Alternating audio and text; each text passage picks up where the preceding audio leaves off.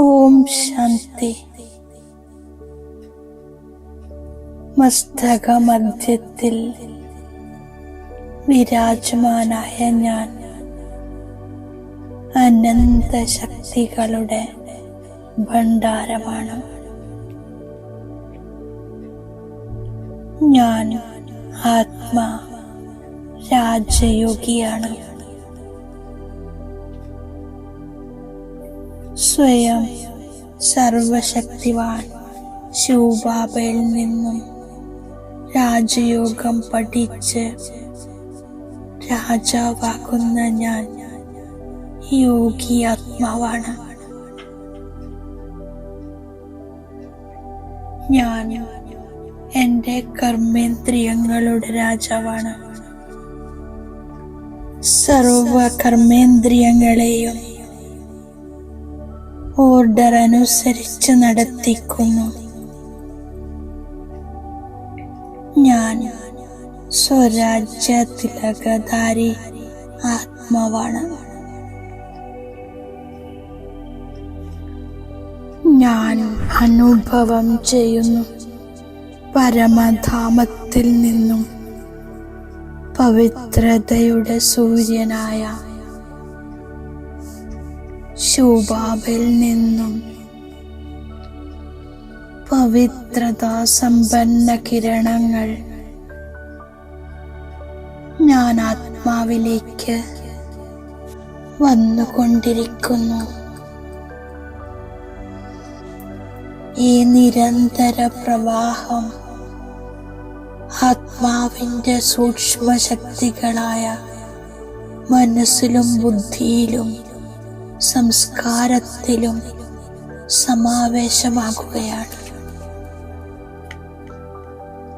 പരമാത്മ പവിത്രതയുടെ ശക്തി എൻ്റെ മനസ്സും ബുദ്ധിയും സംസ്കാരവും പരിവർത്തനമാക്കുന്നു. മനസ്സ് ശുദ്ധവും ശാന്തവുമാക്കുന്നു. സങ്കൽപ്പങ്ങളുടെ അലകൾ ശീതളമാകുന്നു. ബുദ്ധി സ്വച്ഛമാകുന്നു. വികാരങ്ങളുടെ അംശവും വംശവും ഭസ്മമാകുന്നു. മനസ്സിൽ സുന്ദര വിചാരങ്ങൾ ജാഗൃതമാകുന്നു. മനസ്സ് ശുദ്ധ സങ്കൽപ്പങ്ങളാൽ നിറഞ്ഞിരിക്കുന്നു. ബുദ്ധി ദിവ്യതയാൽ ഭർപൂറാകുന്നു.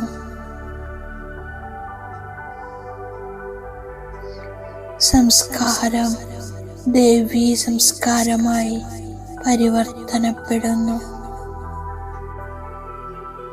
ഞാൻ ബാപ്പ് സമാനമായി കൊണ്ടിരിക്കുന്നു. മനസ്സും ബുദ്ധിയും സംസ്കാരങ്ങളെയും കൺട്രോളിൽ വെക്കുന്ന ഞാൻ സ്വരാജ്യ അധികാരി ആത്മാവായിരിക്കുന്നു. മനസ്സിലും ബുദ്ധിയിലും സംസ്കാരങ്ങളിലും ആത്മാവിന് സമ്പൂർണ്ണ അധികാരമാണ്. രാജാവായി കൺട്രോളിംഗ് പവറും റൂളിംഗ് പവറിലൂടെയും വിജയിയാകുന്നു. എൻ്റെ മസ്തകത്തിൽ സ്വരാജ്യത്തിൻ്റെ തിലകമുണ്ട്. കഴുത്തിൽ ദിവ്യ ഗുണങ്ങളുടെ മാലയാണ്. ഞാൻ സ്വരാജ്യ തിലകധാരിയാണ്. ഭവിഷ്യ വിശ്വരാജ്യ തിലകധാരിയാകുന്നു. വൈകുണ്ഠത്തിൻ്റെ അധികാരിയാകുന്നു. ഞാൻ പഠിപ്പിൻ്റെയും ദൈവിക സ്വഭാവത്തിൻ്റെയും രജിസ്റ്റർ വെക്കുന്നു.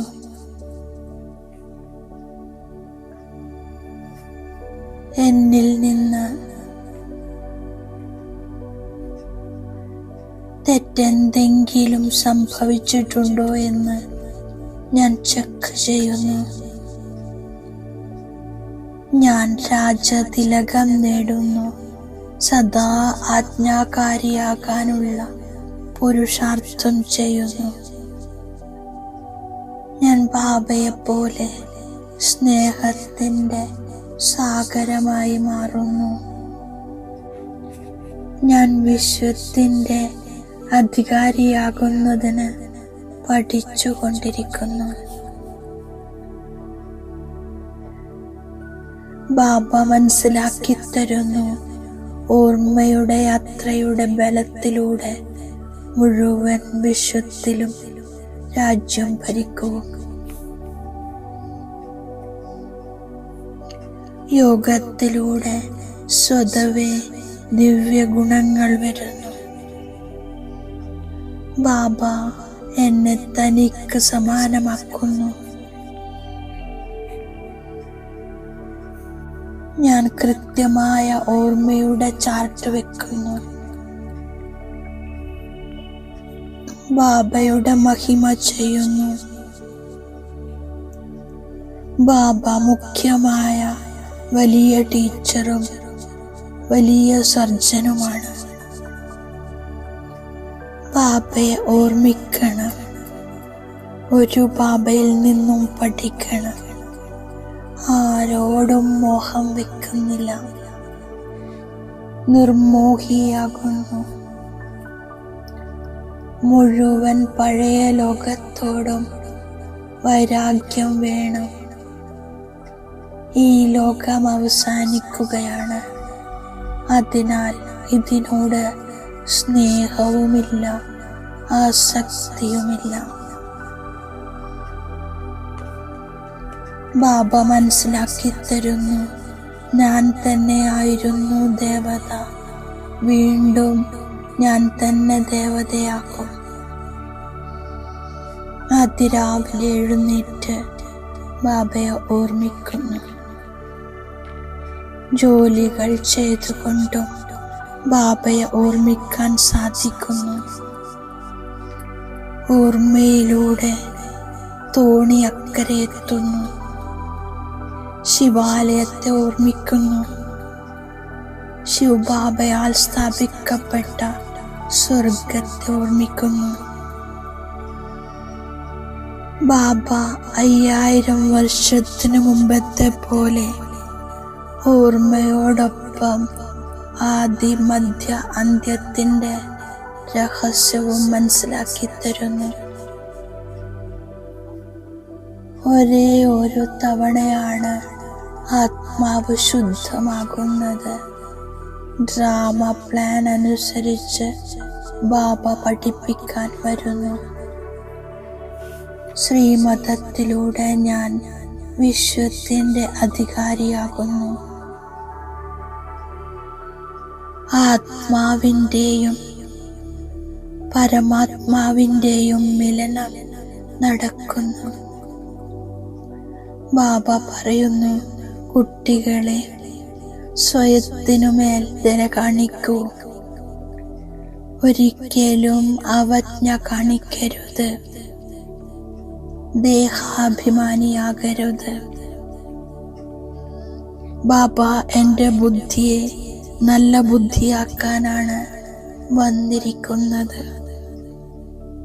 പരിധിയില്ലാത്ത വൈരാഗ്യം നിർമോഹിയുമാകണം. ഞാൻ ബാബ തന്നിരിക്കുന്ന വരദാനത്തിൻ്റെ സ്വരൂപമാകുന്നു. ഓർമ്മയുടെ ആധാരത്തിലൂടെ മായയുടെ ചളിക്കുണ്ടിൽ നിന്നും ഉപരിയായിരിക്കുന്ന സദാ സന്തോഷവാനാക്കുന്നു. എന്തു വന്നാലും ഞാൻ ബാബയ്ക്കു വിടുന്നു. ഹൃദയത്തിൽ നിന്നും ബാബ എന്നു പറയും. എങ്കിൽ കാര്യം അവസാനിക്കും. ബാബ എന്ന വാക്കു പറയുന്നത് മാന്ത്രികതയാണ്.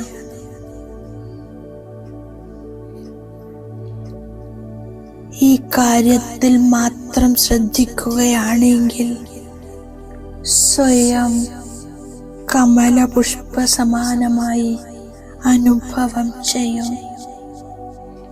ഓർമ്മയുടെ ആധാരത്തിൽ സദാ മായയുടെ സമസ്യകളുടെ ചെളിക്ക് ഉപരിയായിരിക്കുന്നു. ഒരിക്കലും ഒരു കാര്യത്തിലും അസ്വസ്ഥനാകില്ല. എപ്പോഴും സന്തോഷവാനായിരിക്കും. ജീവിതത്തിൽ പവിത്രതയുടെ ധാരണയും ധർമ്മവും കൊണ്ടുവരുന്നവർ മാത്രമാണ് മഹാനാത്മാക്കൾ. ബാബ സൂചന നൽകുന്നു, തൻ്റെ പെരുമാറ്റവും കർക്കശമായ സംസ്കാരങ്ങളും മാറ്റുക. ബന്ധനമുണ്ടാക്കുന്നവർ അവരുടെ ജോലി ചെയ്യുന്നു. നിങ്ങൾ നിങ്ങളുടെ ജോലി ചെയ്യൂ. സ്വയം ബന്ധനങ്ങളിൽ നിന്ന് മുക്തമാകുന്നതിൻ്റെ യുക്തി കണ്ടെത്തൂ. ഓം ശാന്തി.